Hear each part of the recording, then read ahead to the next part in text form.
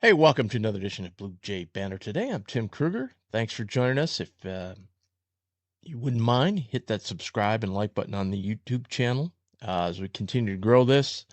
Thanks so much for your support, and thanks for support of Infusion Brewing Company. Again, go to infusionbrewing.com. You can check out all they have to offer. A great lineup of beers, including their fall beers right now. Their pumpkin spice beer, which is fabulous, by the way. And you've heard me talk about the dill pickle beer, which is a great beer to mix with your Bloody Marys as we get into the fall season here. So check it all out. That's infusionbrewing.com. Today's show, we're just going to kind of recap the weekend, kind of look ahead to what's going on this week, and then something we did way back when we started the radio show. And maybe some of you don't know this. We started the radio show on a Sunday, actually, way back when we first started. So we threw in a couple of like football notes because we would be on Sunday morning before football went out, and some people didn't like it, the fact that we were talking football during a Blue Jays show. But anyway, we're not on the radio anymore, so I'm a huge NFL guy, so we'll spend a couple minutes on NFL every Monday on this show as well. So let's start off. Let's talk about soccer. At least we had a positive week there. The women took on Arkansas, number 13 in the country, and played to a 3-3 draw, scoring 3 goals in the second half. So a big effort by the Lady Jays in the second half, and a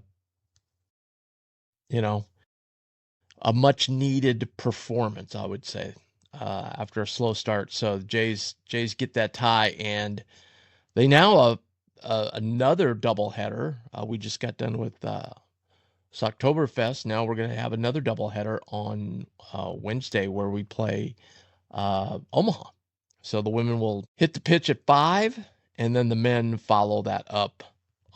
Both games against Omaha, both men and women. Speaking of the men, get their first win of the year against highly ranked Denver, College Cup team from last year, and everybody knows Denver, one of the top soccer teams year in and year out in the NCAA. Jays shut them down. Only 7 shots on goal. Win 2-0. Matthew Reed with a goal and an assist had a sweet goal where the pass was headed to him, and then he headed the goal in, which if you haven't seen the highlights, go back and look. It's what a sweet goal. So get that much needed win. They're now 1-2-2, and as we said, they're going to take on Omaha later this week at Morrison Stadium. So get out. Weather's supposed to be great all week, so get out and take a look at the Jays. Really, maybe we can get some things rolling here with soccer. It's gotten off to a slow start, but everybody's enjoying a cup of coffee this morning. Before we get into volleyball, I just want to thank everybody for all the support. If you haven't, you can always go to our YouTube channel to check up on all the shows you may have missed throughout the week. I highly recommend last week. We had a great episode of Random J of the Week, so check that out. And then also, obviously, our interview with the Coach Huss. Got a lot of plaudits from people, so check that out as well. A lot of great information that Coach Huss gave us, and we'll kind of recap that later, but I would definitely go and listen to the whole interview because you get it right from the horse's mouth. Al and I dined at the same restaurant over the weekend, and we both enjoyed the food. He texted me later and said, wow, that was a pretty good meal. Check that out, Coach Huss and others. Interviews we've got coming up here. We want to get volleyball involved, so we're going to get somebody from the volleyball team. Also, as we said before, Debbie Conroy, head women's golf coach. But we're going to have a conversation with her, too, on the golf team, who are in a meet as we speak right now. Volleyball. They win 2, lose 1 out in California at the Trojan Invitational. If you, speaking of past episodes, if you saw the episode I did with Mike Rochon where we played a little game of under-over, we said, how many are we looking to get here? We were kind of like 2 or 3 we need to get on this weekend. Well, we got 2, so I guess that's the positive. Playing another ranked team, we didn't get it done. What are we, 1-3 now against ranked teams? No, as I said, no shame in losing to Texas. They're awfully good. Penn State struggled a little bit, and you saw the national news. Got a player that's leaving for this season. So, and they've had some losses. So, not sure if that was really how great a loss that will be. And I think Penn State's kind of in the boat of Creighton. They're going to get better as the season goes along. We beat Kansas. And then when we took on a USC team Saturday. Before we get to that, though, I mean, we took San Diego down at 4. We took Santa Barbara down at 5. And I saw some comments after Saturday's match like, well, gee, if we're going 5 sets with Cal Santa Barbara is a very good program, very good team. They're on the fringe of like getting, considering to be an at-large. They took USC to 5 sets, so that's a good win. It's a good win. Both San Diego and Santa Barbara, very good wins. But then we face USC. And kind of the same things, and that's, I think, the most concerning thing versus, the wins, losses. If you're talking about process, we're kind of still making too many mistakes. And after we're in 6 matches in, we probably shouldn't be making that many. There's 2 ways to look at it. 1, we're making too many mistakes. 2, the other way to look at it is, hey, you've got a lot of new pieces, still trying to figure it out, still going through the process. And again, don't want to overreact because we said, hey, coming in here, we go 2-1 this weekend. That's a pretty good result, right? And the weekend coming up, now we go home. 2-1 in that wouldn't be a bad result either. Okay, now 3-0 would be better, but 2-1 is not going to be a bad result this coming weekend. You're facing number 3 Louisville, but we are at home, so that's going to help out. Now, the match, the first thing I think you got to realize is Eloise Brandaway did not play. She didn't leave the hotel. She was sick. So that hurt us big time. We talk about the stars, Ava Martin, Reinhardt. We talk about the stars, right? And then there's that next tier, the Jaya Johnsons, the Simpsons. Eloise would fit into that Mater. They will all fit into that tier. When you lose a piece like that, especially a rotational piece, an important piece, and she's an important defensive player, very, very important at the net. And if you watch that match yesterday, which was on Big Ten Network, they kind of had their way at the net. We didn't defend at the net as well as we had previously. We really missed her yesterday. And could that have made a difference? I don't know. The first 2 sets were up in the air. Could have gone either way. But again, we've kind of got into this trend, and somebody over at bluejaybanner.com on the message board posted this, that we seem to be making mistakes and not being able to finish out sets. And that reared its ugly head again yesterday in the first and second sets, especially the first set. Had a really, really good chance at a nice lead there when we got to 23. I think it's 23-20. We'd have just sided out there. We're winners of that first set, and that turns the whole thing around. The other thing was Ava Martin didn't have a very good match. Part of that, though, as Paul Sunderland pointed out in the broadcast, he's terrific, by the way, on volleyball. He pointed out, and has been for decades, he pointed out that, she, I think, what was she, 24 of 52 on hits, the match against Santa Barbara. So that's a lot. You're asking her to do a lot. And that was his point, was we've really gone to her a lot here in the early going, because she's the established quote-unquote star of the team and All-American candidate. So she had a rough day. I mean, and he's just said, hey, that's a huge workload for her. And then you lessen the rotation with somebody that's out because of sick. And then Jay Johnson wasn't feeling 100%, although I thought she played very well. That contributed to what's going on. Still service errors. there was times I thought we looked Sunday, and again, maybe could be the accumulation of playing this high level, and this is match 3 in 3 days. That we looked overmatched at times. I think USC, if you compare, USC, Texas, Penn State, man, I don't know. I think USC is going to be right there in the Big Ten. They look pretty good to me. Now, again, how much of that was, the fact that we were playing a little bit shorthanded and so forth, I don't know. We've got some young players in there.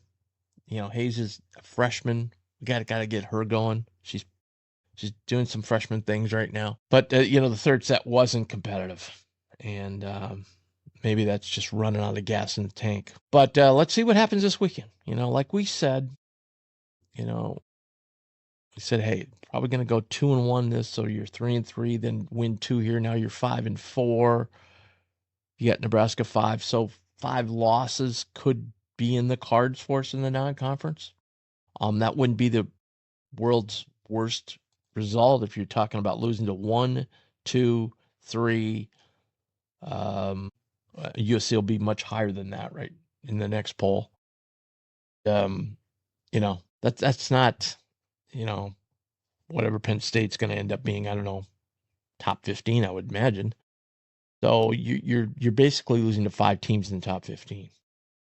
Now you got to win some of these. It's one thing to schedule difficult, but you gotta come home with these. We've talked about this in basketball.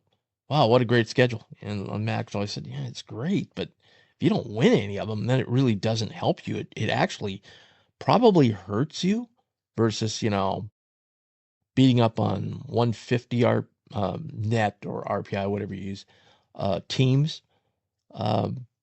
But if you're just going to lose to top 50 teams and you lose to them all, they're going to say, well, you're probably not a top 50 team.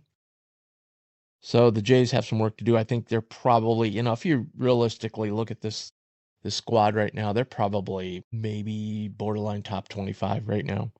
I think they will be just because of schedule. When you look at who they played and who they again, good wins against the 2 California teams this week.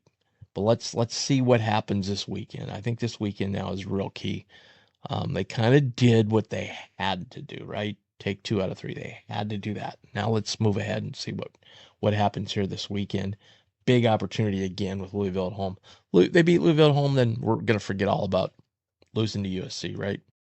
So let's see what happens. Let's get healthy. Let's get well and have a big match on Friday against Louisville. That match, by the way, is on FS1 at 8 o'clock. So another national broadcast for this volleyball team, which is awesome.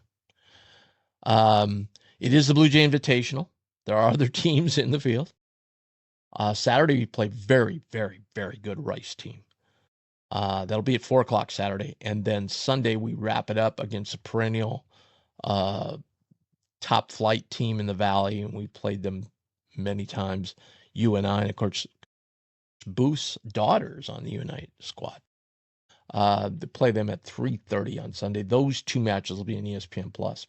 So a big week coming up, Blue Jay Invitational, and let's see if we can just hold home court. I know it'll be a huge crowd on all matches, but especially Friday night, 8 o'clock. And let's see what happens there. Basketball, like you said, we're going to have some more basketball coverage as we go through the week here.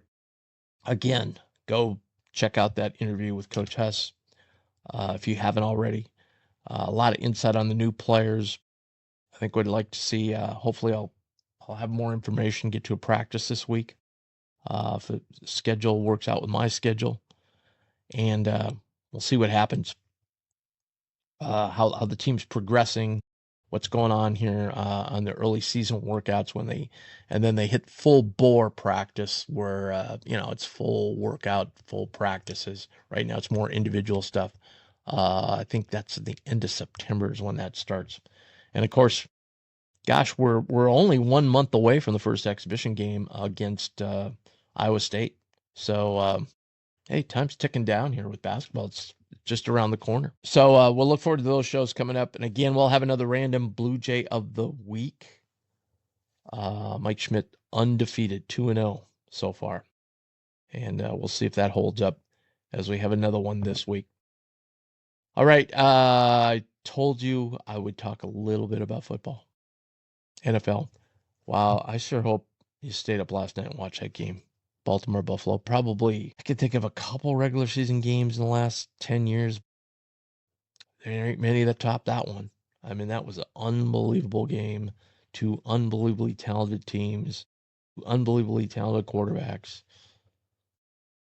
4.5 minutes to go, they're down 15. They come back and win in regulation.